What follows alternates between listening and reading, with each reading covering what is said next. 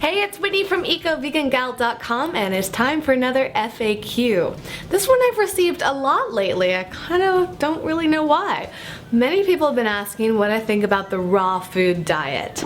So here's my 2 cents. I believe in diets that should be as healthy, as unprocessed, as nutritious as possible, and the raw food diet definitely fits into that. I'm a really big advocate for organic foods, local foods, foods that don't have a lot of ingredients, that are low in things like salt, oil, and sugar. I personally don't eat gluten or soy, so with all of those factors combined, you would think raw food diet would be perfect for someone like me. Right now I'm not raw. I've been raw a couple times in my life for brief periods. The longest I've ever been raw for was 3 months. It was amazing. I felt great. I looked great. I was really in love with all of the different aspects of the raw food diet, and I just kind of decided I wanted some cooked foods in my life. It was more convenient, it was less expensive, it was easier for me because I already knew how to cook cooked foods or prepare cooked foods. So for me it was just, and still is, kind of a matter of convenience. But as far as what I think about the raw food diet, I think it's amazing. It's an incredible way of life. I, after living in Los Angeles for so many years, know a lot about raw food, have had a lot of raw food, and know a lot of raw foodists. And most of the raw foodists, at least the ones that I know, are like on top of the world. They just seem so vibrant and passionate about their lifestyles. They're so focused on nutrition and just being healthy, which I love. But it might just be a personality thing. I think people that are really into that probably are attracted to raw food, so who knows which ones came first. The only thing that could potentially not go well with the raw food diet is if you get too stressed out about it. It's a very limited diet. I hate using the word limited when it comes to healthy eating, but it is limited compared to the way most people eat. You can't heat food above 118 degrees. It's very focused on fresh whole foods, and unfortunately our society, especially in America, is not really set up for that.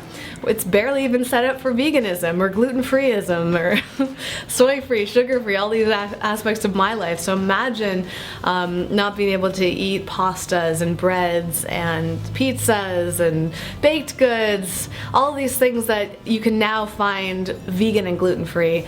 But you know, if you're living in a big city like San Francisco, Los Angeles, Boston, New York, probably even Chicago and various parts, and any major city in the states around the coast are going to have access to raw food. But regardless, some people get really stressed out about it. They think, oh, I can't have this, it's not raw, and they end up not eating enough.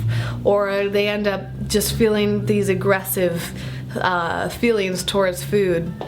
So to me, that stress is gonna outweigh the benefits of that lifestyle. So somebody I really admire is Annie Pio. You should check out this video. I actually filmed this, and I love what she says about eating in this sense, because she talks about how she sometimes eats cooked foods. You know, she'll heat up soup a little bit above 118 degrees. I think she might even eat cooked foods every now and then. I know a lot of raw foodists, famous raw food chefs in Los Angeles. They'll sometimes eat super processed vegan foods. One, in fact, would do that, and then he would do something extra kind or purifying to his body. He would do enemas or something after eating certain processed foods. So I guess, you know, with raw food, I would incorporate it into your life as much as possible.